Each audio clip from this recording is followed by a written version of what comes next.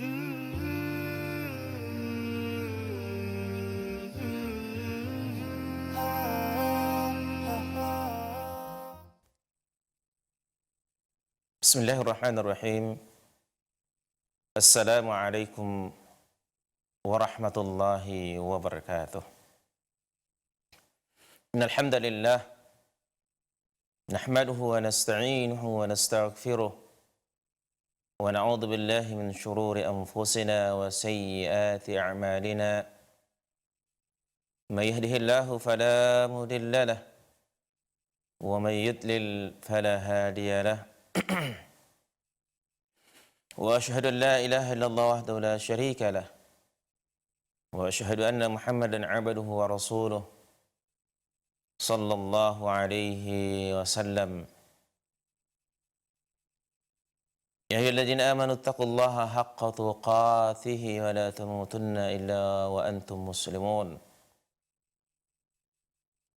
يا أيها الناس اتقوا ربكم الذي خلقكم من نفس واحدة وخلق منها زوجها وبث منهما رجالا كثيرا ونساء واتقوا الله الذي تساءلون به والأرحام إن الله كان عليكم رقيبا.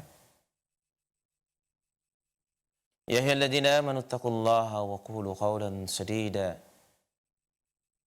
يصلح لكم أعمالكم ويغفر لكم ذنوبكم ومن يطع الله ورسوله فقد فاز فوزا عظيما. أما بعد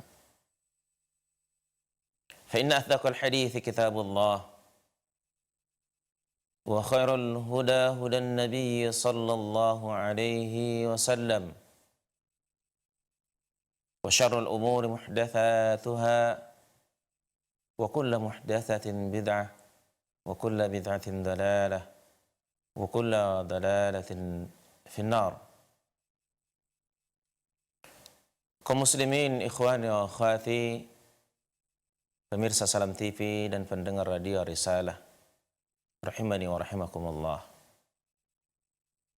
Alhamdulillah,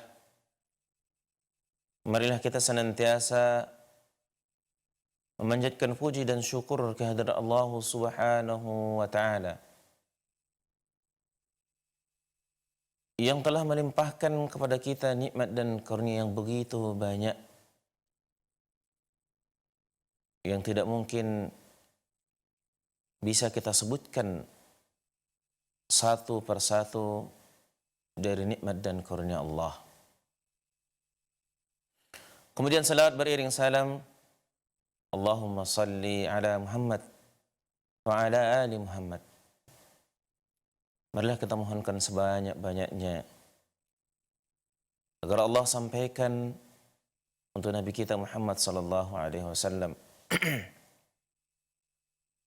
untuk keluarganya dan para sahabatnya, serta untuk umatnya yang mengikuti sunnah beliau dengan baik sampai akhir zaman.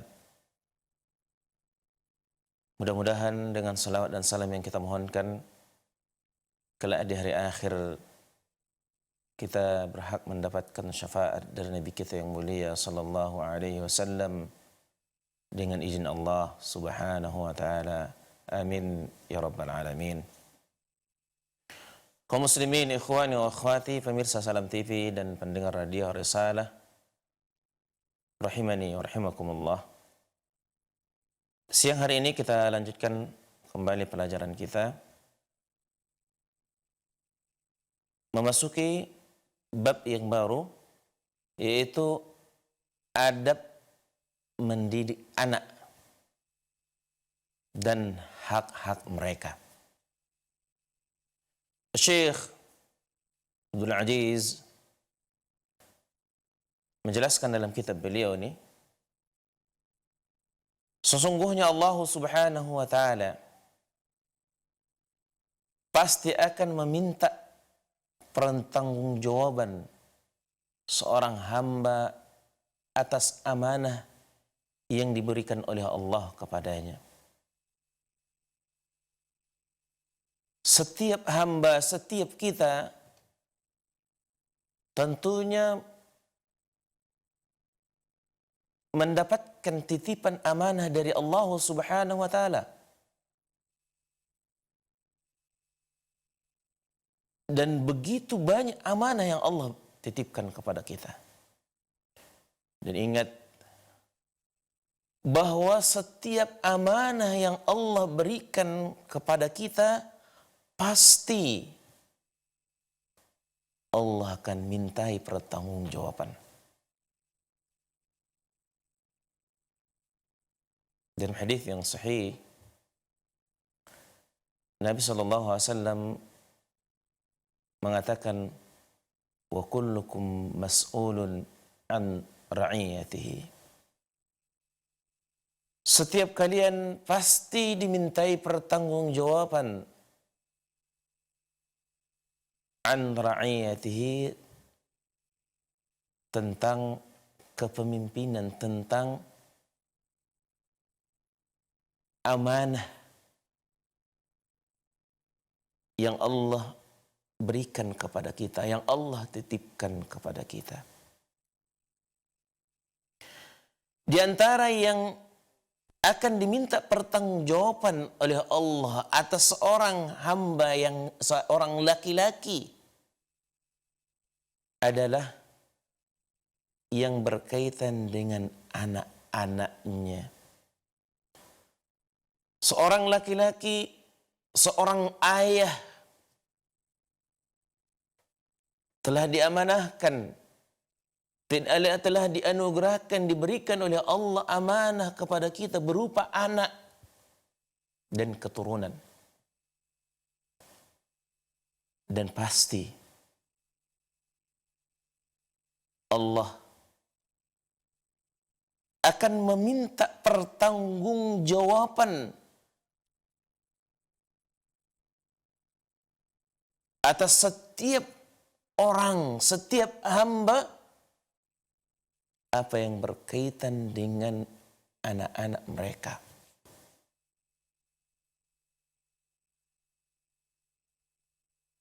Sebab anak merupakan amanah yang diberikan Allah kepada setiap kita.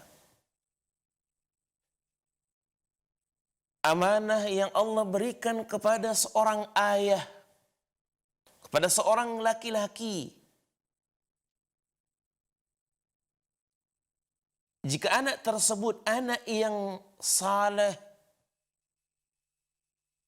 yang dididik baik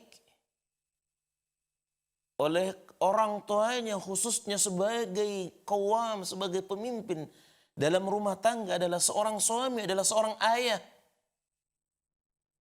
sehingga anak menjadi anak yang saleh, niscaya anak tersebut akan memberikan manfaat yang baik, akan menjadi aset yang paling berharga yang dimiliki oleh seorang ayah.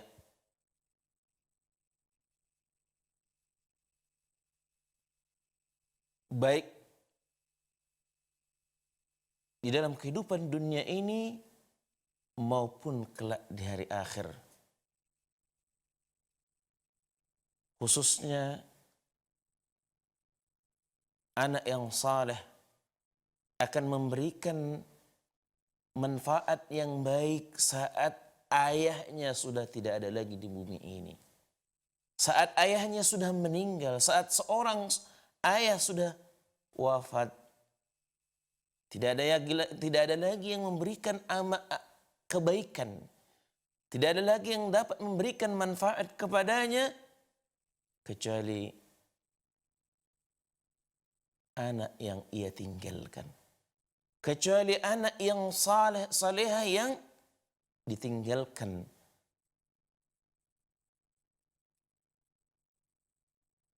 Maka sebaliknya, apabila mereka anak itu disia-siakan,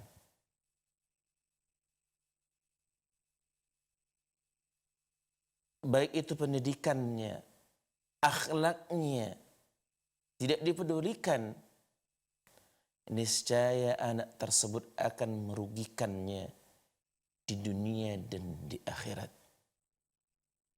Ketika seorang ayah atau ibu atau orang tua menyia-nyiakan anak, menyia-nyiakan amanah yang Allah berikan kepada mereka. Tidak memperdulikan akan agamanya, tidak memperdulikan akhlaknya.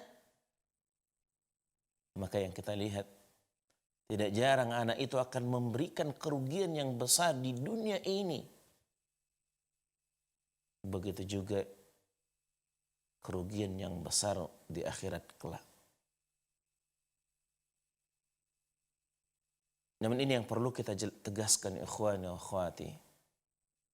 Banyaknya orang tua pada hari ini yang menyia-nyiakan anak mereka dengan tidak memperhatikan sisi pendidikan agama anak mereka.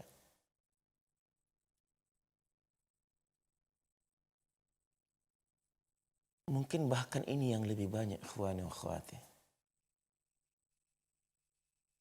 Bukan suatu kerugian bagi orang tua pada hari ini ketika anak mereka tidak tahu baca Al-Quran, tidak tahu ngaji, tidak tahu sholat, tidak tahu puasa.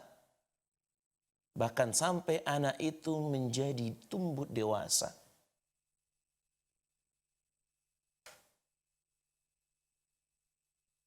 Begitu juga akhlak. Maka sehingga kalau kita perhatikan, ikhwan wa akhwati, cobalah anak-anak di tempat bermain mereka. Kebanyakan anak hari ini ketika berbicara dengan temannya, apalagi ada yang mungkin anak yang miskin di antara mereka atau yang lemah, dibuli, dihinakan, direndahkan. Bahkan ketika anak-anak sekarang kita lihat marah dengan temannya, cakapnya, ucapannya, Masya Allah, sangat kotor. Tidak mengenakkan didengar di telinga kita.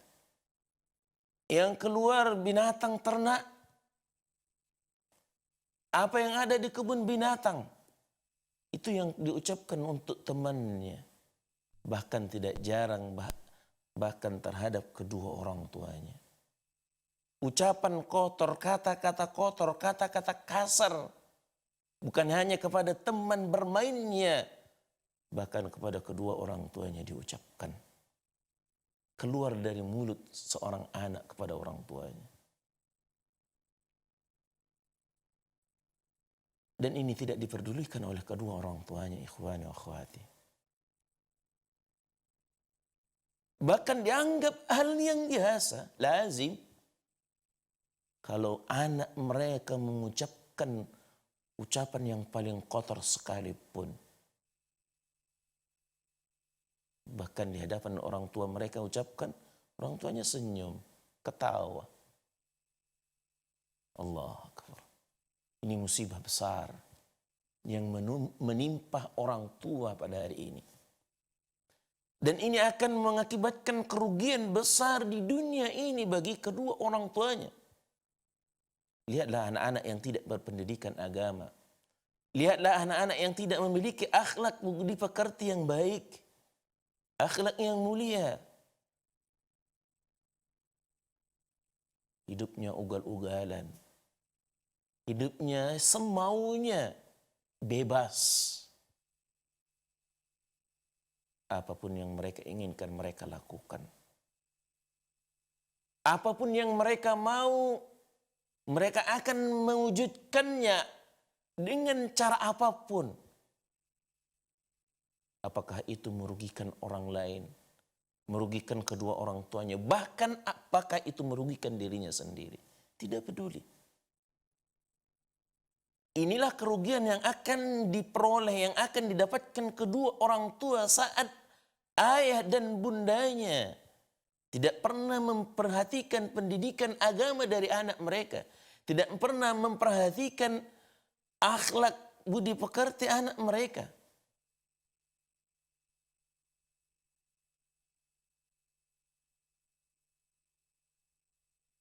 Di dunia atau di akhirat anak ini akan memberikan kerugian yang besar. Oleh karena itu kata Syekh di sini, ada beberapa hal yang penting yang harus diketahui. Beberapa ketentuan-ketentuan agama yang harus dijaga oleh kedua orang tua. Khususnya sebagai qawam, sebagai penanggung jawab, sebagai pemimpin dalam rumah tangga adalah seorang suami, seorang ayah di dalam mendidik anak mereka, di dalam memberikan hak-hak anak mereka. Di sini Syekh akan menyuguhkan kepada kita hal yang semestinya diperhatikan, semestinya dijaga oleh seorang laki-laki, seorang suami bagi istri, seorang ayah bagi anak-anak mereka. Yang pertama kata Syekh,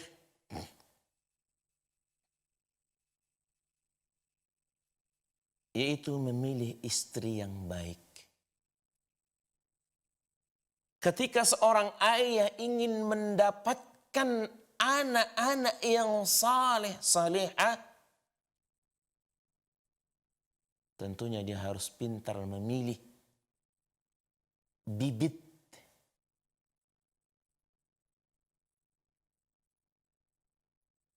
dari anak yang akan diperolehnya. Tidak sembarangan, tidak asal, atau tidak hanya memperturutkan syahwat, hawa nafsu belaka tanpa memperdulikan sisi kebaikan agamanya. Di sini Syekh menjelaskan kepada kita, kata beliau, hendaknya seorang laki-laki memilih wanita yang baik untuk dinikahi sebagai istri yang akan menjadikan ibu bagi anaknya insya Allah. Harus dipilih. Tapi ingat tentunya ikhwan, akhwati, tidak jarang pada hari ini seorang laki-laki menyadari pentingnya memilih seorang istri yang saleh. Namun sangat disayangkan dia tidak menjadikan atau tidak memperbaiki, tidak menjadikan dirinya seorang laki-laki yang saleh. Ingin mendapatkan pasangan yang salehah, wanita yang salehah, sementara dirinya enggak menjadi laki-laki yang saleh, tentunya akan menyulitkan dirinya. Ya, wanita juga berhak dong. Wanita juga punya hak untuk memilih, ya, menjadikan suaminya, memilih suami laki-laki yang saleh. Maka kalau seorang laki-laki, seorang yang menjadi calon suami ingin memilih istri dari wanita yang salehah, ya jadilah dirinya dulu menjadi laki-laki yang saleh.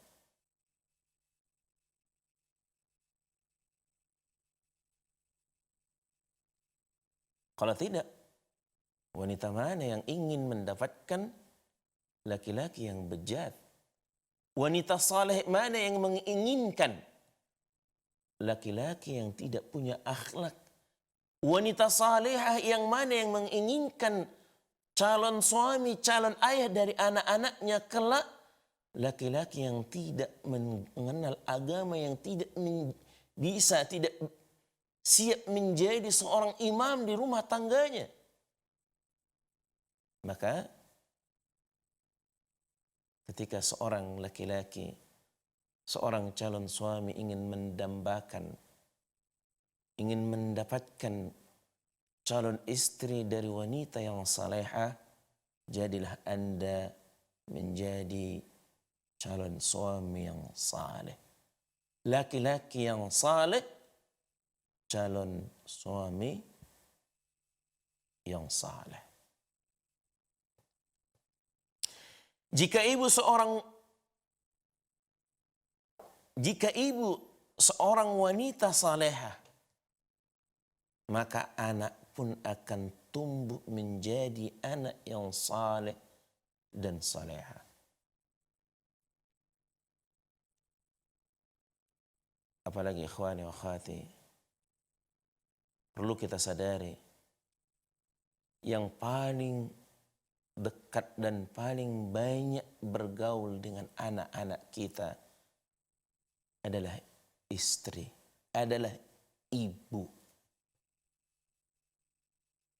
Maka kejiwaan, keagamaan, kesalehan seorang ibu sangat-sangat diperlukan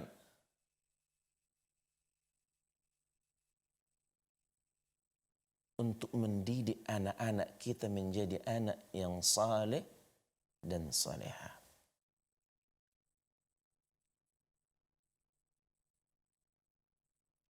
Jika ibu seorang wanita salehah, maka anak yang ada di sekitarnya, anak yang keluar dari rahimnya, insya Allah akan menjadi anak-anak yang saleh dan salehah. Sebaliknya,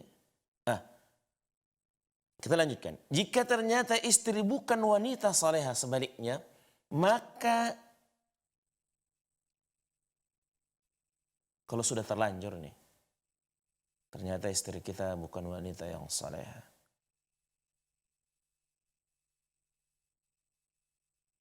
maka kewajiban seorang suami untuk mendidik, menjadikan istrinya sebagai istri yang salehah. Apabila menginginkan anak-anak yang saleh, apabila ingin anak-anaknya saleh dan salehah, terdidik dengan agamanya yang baik.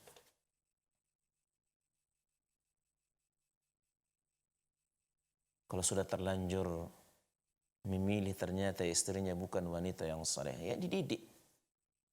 Kalau dia bukan suami yang baik, yang tidak mampu memberikan pendidikan yang baik kepada istrinya, ya udah arahkan.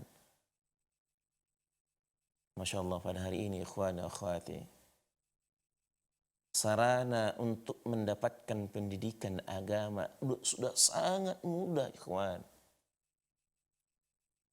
Alhamdulillah, binikmatillahi tatimmus salihah. Begitu banyak fasilitas yang Allah mudahkan bagi umat hari ini, bagi kaum muslimin hari ini, untuk mengetahui, untuk mendapatkan pendidikan agamanya.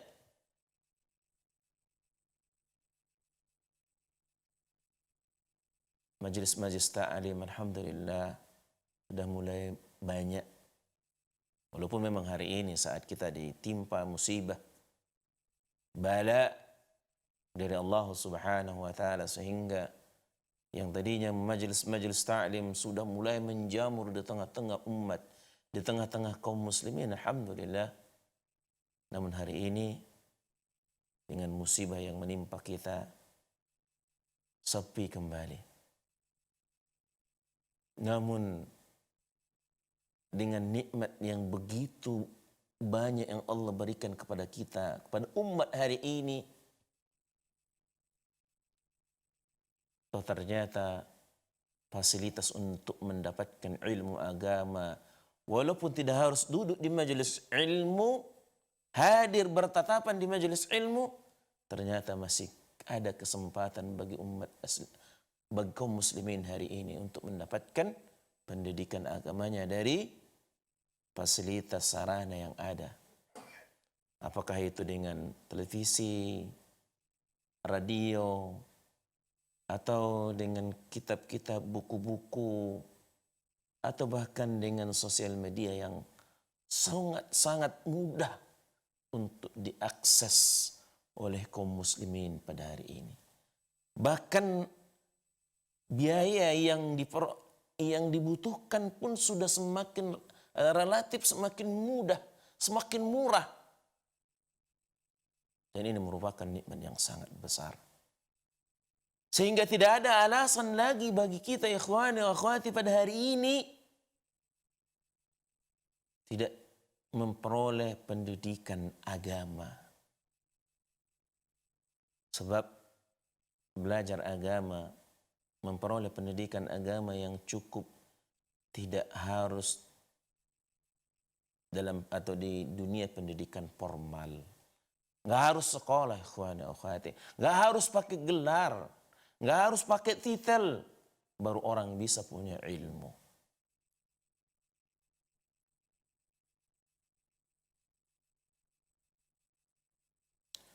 Oleh sebab itu kata Syekh di sini, ketika memilih istri hendaknya yang paling utama untuk diperhatikan adalah akhlaknya yang mulia, agamanya yang baik, dan berasal dari keluarga yang saleh.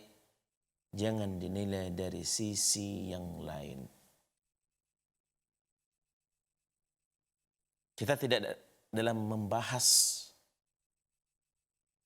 ya wanita yang ideal bagi menjadi seorang istri. Nanti insya Allah akan kita jelaskan pada babnya saat kita akan menjelaskan tentang memilih atau wanita ideal yang akan dijadikan sebagai istri. Yang kita bahas pada hari ini, hendaklah seorang suami yang ingin mendapatkan anak-anak yang saleh dan saleha, yang bisa mendidik anaknya menjadi saleh dan saleha, harus perhatian besar bagi seorang suami adalah memilih istri yang salehah. Memilih istri dari wanita yang salehah.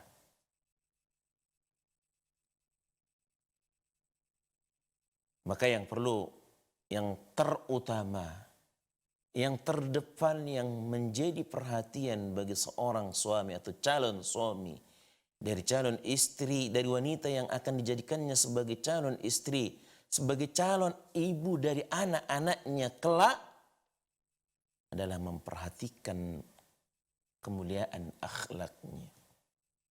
Dan sebaliknya, ikhwani wa akhwati, seorang wanita juga punya hak tentunya. Dan juga wali dari seorang wanita punya hak untuk memilih calon suami dari anak-anak, dari putri-putri mereka. Dari laki-laki yang saleh. Calon suami yang saleh. Rasulullah SAW ketika menjelaskan kepada kita sebagai wanita yang akan dinikahi, maka Rasulullah SAW menutup dalam kriteria yang disebutkan oleh beliau sebagai calon istri adalah orang yang punya agamanya. Kata Nabi SAW, "Fadfar bidhatid din taribat yadaka." Yang menjadi fokus utama bagi seorang laki-laki yang ingin memilih istri yang salehah adalah sisi agamanya. Sebaliknya seorang istri, seorang wanita yang ingin memilih suaminya atau wali dari wanita-wanita muslimah yang akan menjadi suami dari putri-putri mereka harus memperhatikan akhlak dan agamanya. Kata Nabi SAW, "Wahai para wali, idza ja'akum man tardawna dinahu wa khuluquhu," kata Nabi SAW, apabila datang kepada kalian seorang laki-laki yang kalian ridai, yang baik agama dan akhlaknya, ini yang menjadi dasar, menjadi pokok pilih dalam menentukan pilihan, bukan yang lainnya. Kemudian kata Syekh, sungguh baik, sungguh indah, sungguh bagus ucapan seorang yang mengatakan, "Al-ummu madrasatun idza a'datta sya'ban tayyibal a'raq." Ibu adalah madrasah, sekolah. Jika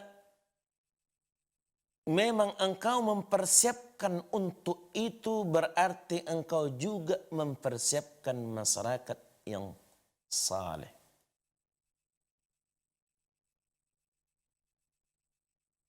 Kalau seorang ibu sudah dipersiapkan untuk menjadi madrasah, menjadi sekolah yang akan mendidik anak-anak yang akan dianugerahkan oleh Allah Subhanahu wa taala kepada seorang ayah, berarti ayah atau seorang ayah, seorang laki-laki telah mempersiapkan masyarakat yang saleh dan salehah. Karena kumpul atau masyarakat besar terdiri dari rumah tangga, terdiri dari ayah, ibu, dan anak-anak. Maka bila ingin masyarakat besar, masyarakat yang saleh dan saleha, harus dipersiapkan dari yang terkecil. Gak mungkin bisa kita dapatkan langsung besar kalau kita tidak mempersiapkan dari yang paling kecil.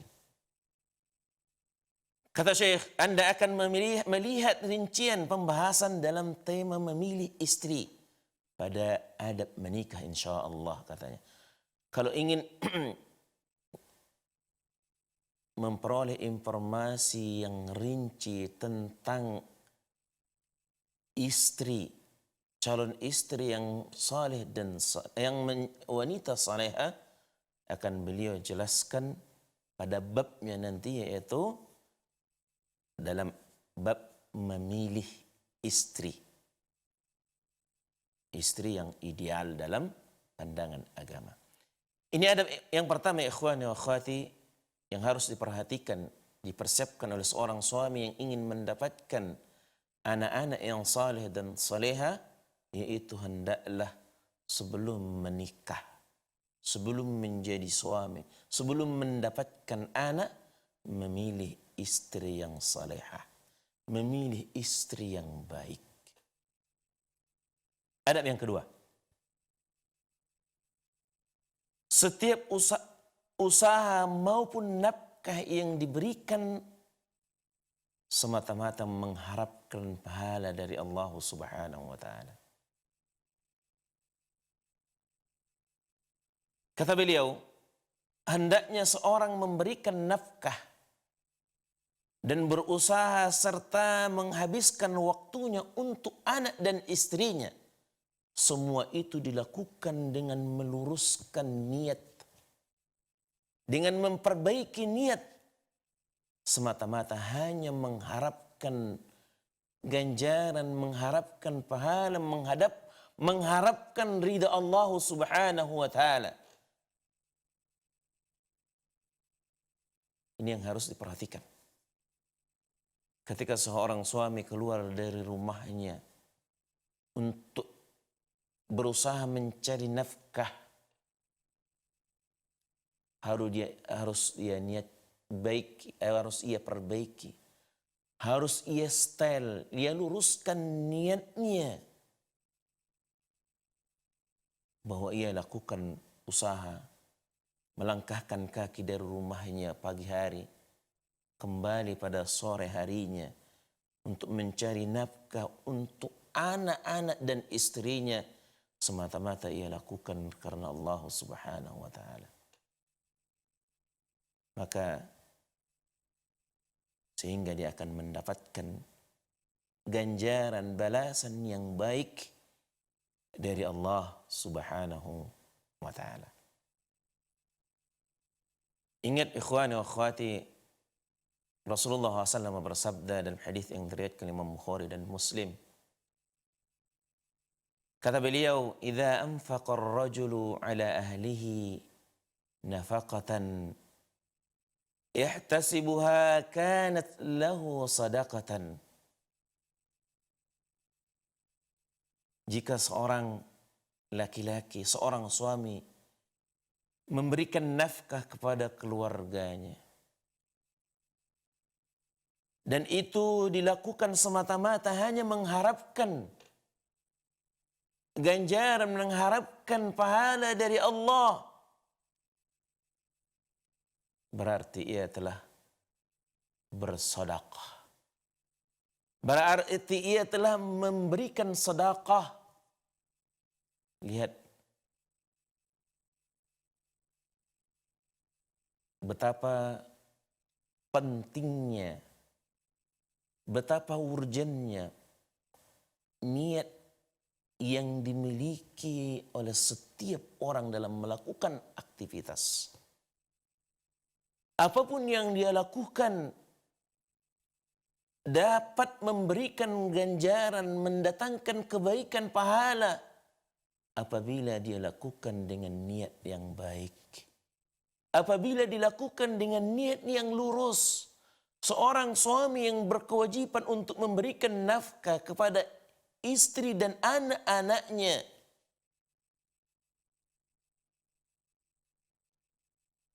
sudah menjadi kewajibannya.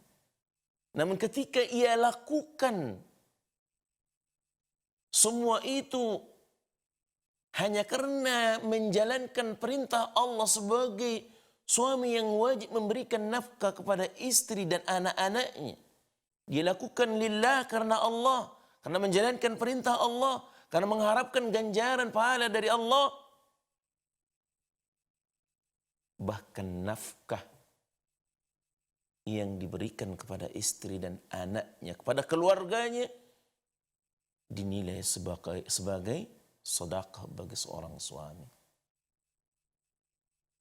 Bahkan dalam hadis yang lain, Rasulullah SAW menyebutkan walaupun sesuap nafkah, sesuap nasi yang diberikan oleh suami kepada istrinya, berarti dia telah memberikan sedekah. Namun ketika dia lakukan sekedar hanya memenuhi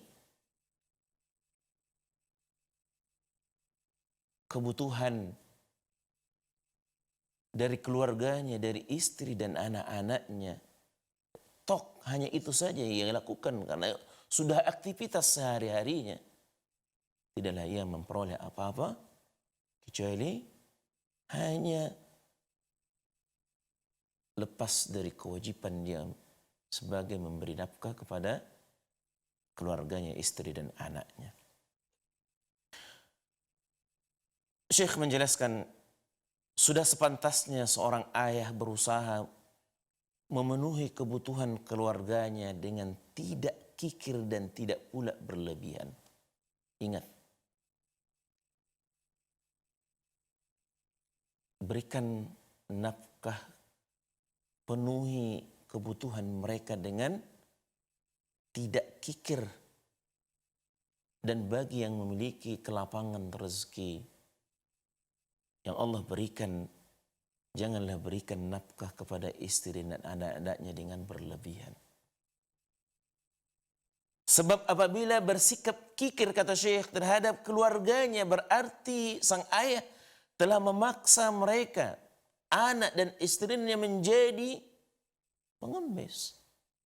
Kalau mereka berkekurangan, ya mereka mau tidak mau untuk memenuhi kebutuhan mereka, mereka akan mengulurkan tangan untuk meminta untuk meminta bantuan, belas kasih dari orang lain.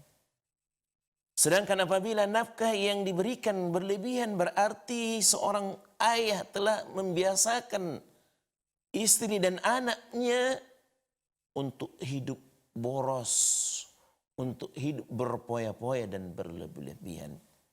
Jadi hendaknya seorang ayah sebagai kepala keluarga berusaha dengan sekuat tenaga agar keluarganya tidak menjadi pengemis, dan juga menjaga, berusaha agar keluarganya tidak hidup boros dan berlebih-lebihan. sederhana. Islam menuntut kita untuk hidup dengan sederhana. Ini adab yang kedua. Adab yang ketiga. Menyuruh anak salat pada usia 7 tahun dan memukulnya pada usia 10 tahun jika tetap meninggalkan salat. Ini ikhwan dan akhwati yang sering kita singgung, yang sering kita sampaikan, sering kita ingatkan bahwa rumah tangga kaum muslimin hari ini sudah tidak memperhatikan sisi salat dari anak-anak mereka. Apakah anaknya yang masih kecil, apalagi yang sudah dewasa. Hendaknya seorang ayah atau orang tua menyuruh anak salat pada usia 7 tahun dan memukul mereka, memukul anak pada usia 10 tahun jika masih meninggalkan salat. Sebab salat adalah hak Allah yang terbesar terhadap seorang hamba. Lihat kewajiban yang terbesar yang nampak selalu di mata kita pada setiap hamba, pada setiap muslim adalah salat. Lihat besarnya urusan salat. Hak Allah yang begitu besar tentang salat ini, lihat.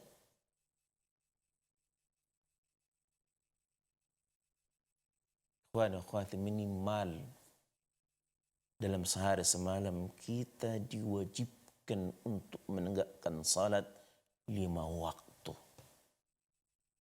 Dan tidak ada hak Allah yang terbesar yang ada pada hambanya, yang wajib ditunaikan hamba melebihi salat. Kewajiban puasa hanya sekali setahun. Kewajiban zakat hanya sekali setahun. Itu pun bagi mereka yang punya atau yang sampai nisabnya, yang telah mencapai ketentuan zakat mereka. Kewajiban bahkan haji bagi kaum muslimin hanya sekali seumur hidup, itu pun bagi mereka yang punya istita'ah, yang punya kemampuan. Ingat, hak Allah pada seorang hamba, pada setiap kita, minimal 5 kali sehari semalam, ikhwan. Dan itu sepanjang seumur hidup kita. Setiap hari, sepanjang hidup kita, sepanjang hayat kita. Kalau haji, bagi yang mampu pun, kalau sudah haji sekali, udah gugur, sudah terpenuhi kewajibannya. Hak tentang haji cukup sekali seumur hidup seorang hamba. Adapun salatnya minimal 5 kali sehari semalam, maka pantas Rasulullah sallallahu alaihi wasallam bersabda kepada kita, menegaskan kepada kita, kata beliau, muru auladakum bis-salah wa hum abna'u 7 sinin wadribuhum 'alaiha wa hum abna'u 10 sinin wa farriqu bainahum fil madaji'.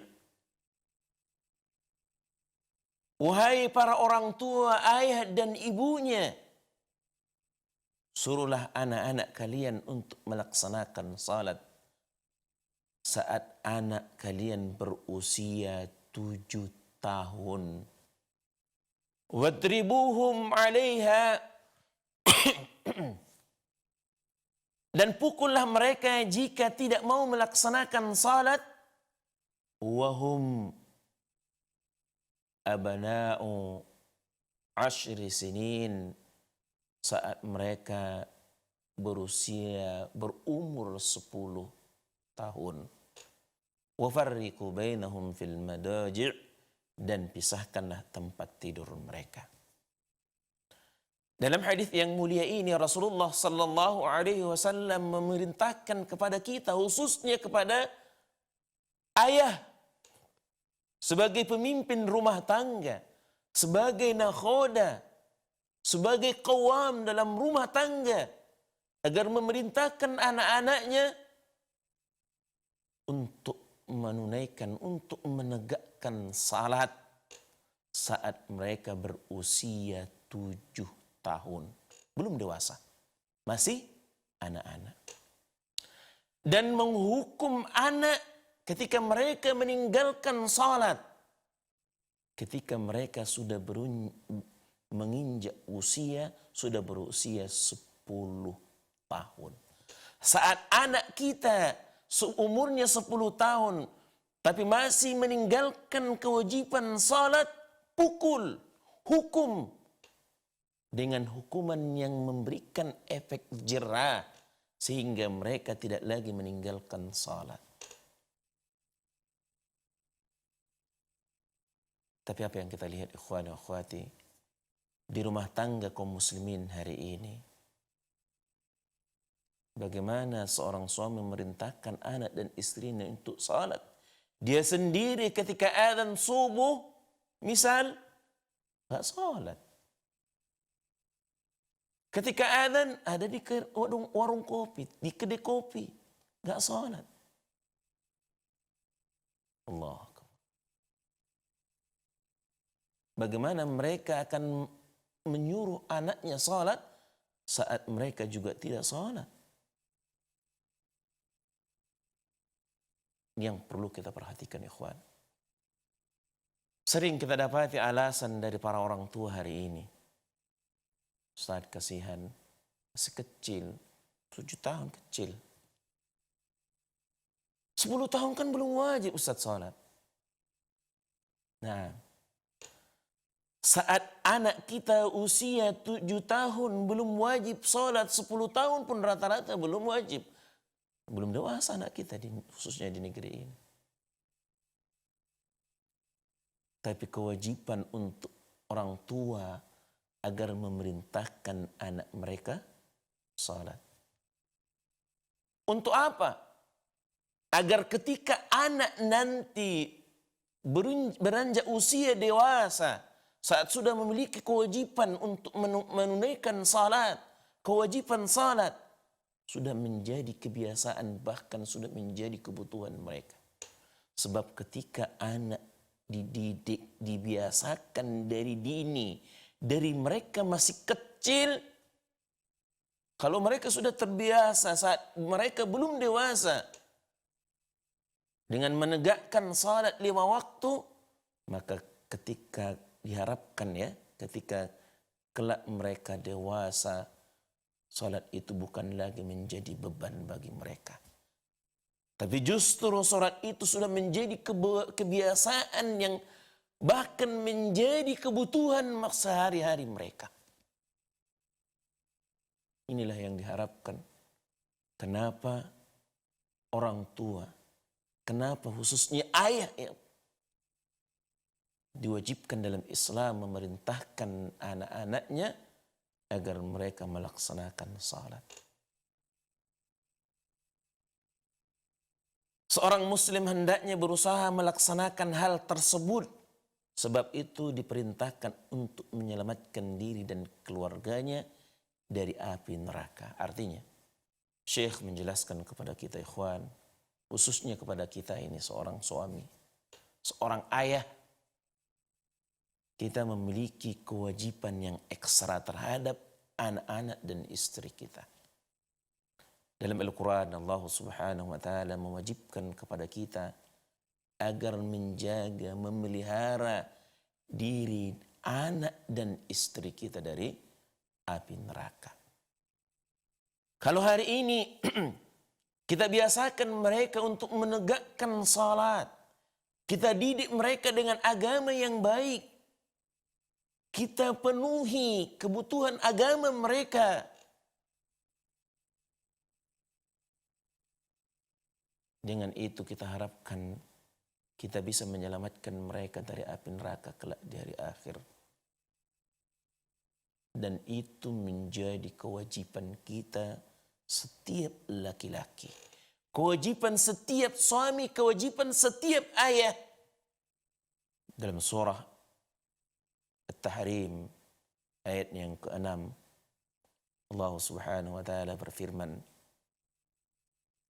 Ya ayyuhalladzina amanu qu anfusakum wa ahlikumun nar. Wa ahlikum nara. Wahai orang-orang yang beriman, kata Allah, qu anfusakum, peliharalah diri. Awali dari diri kita.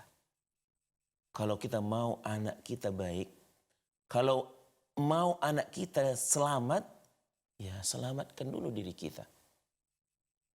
Kalau ingin anak kita dan istri kita terpelihara dari api neraka, maka kewajiban itu terlebih dahulu ada pada kita.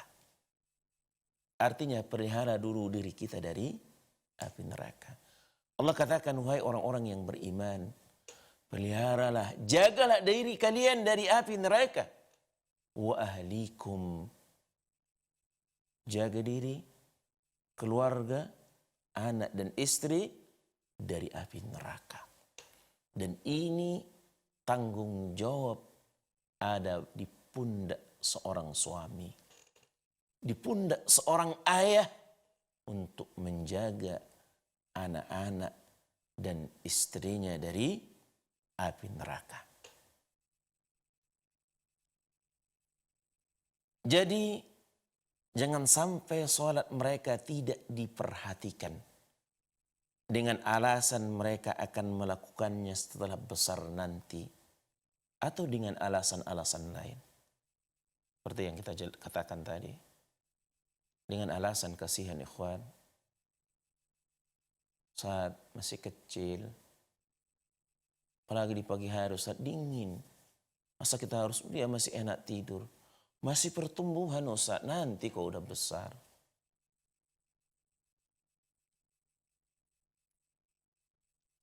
Apakah kita kasihan kalau anak kita terganggu tidurnya?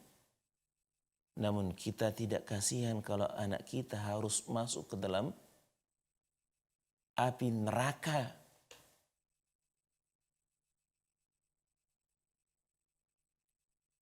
Allah Subhanahu wa taala mengingatkan kepada kita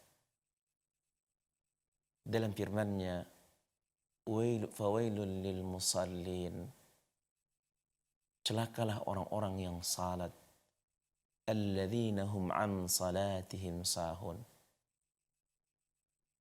yang mereka lalai dari salatnya.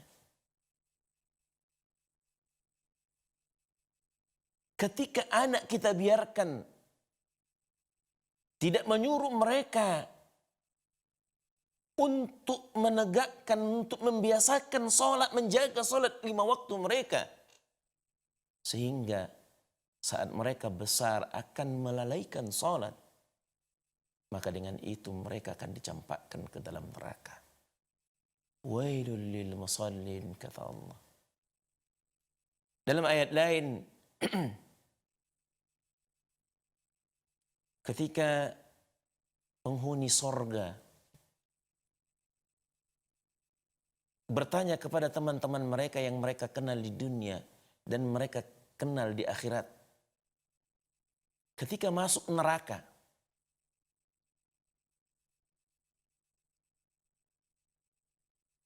mereka bertanya, Ma salakakum fi saqar? Wahai teman kami, wahai orang-orang yang kami kenal, apa yang mengakibatkan kenapa kalian masuk neraka? Penghuni neraka Saqar mengatakan, Lam nakum minal musallin. Dulu kami orang-orang yang tidak menegakkan salat, orang-orang yang melalaikan salat. Inilah pentingnya bagi kita seorang suami, bagi kita seorang ayah untuk membiasakan anak kita agar mereka saat mereka masih dini, masih kecil, terbiasa dengan salatnya. Sehingga kita harapkan saat mereka besar, saat mereka dewasa, tidak lagi melalaikan salat mereka. Ikhwani wa akhwati, karena waktulah yang memisahkan kita, mudah-mudahan apa yang kita sampaikan pada kesempatan siang hari ini bermanfaat. Dan untuk kita amalkan tentunya ilmu yang sudah kita pelajari. Kita tutup dengan doa kafaratul majlis. Subhanakallah wa bihamdika, asyhadu an la ilaha illa anta, astaghfiruka wa atubu ilaik. Wabillahi taufiq wal hidayah. Wassalamualaikum warahmatullahi wabarakatuh.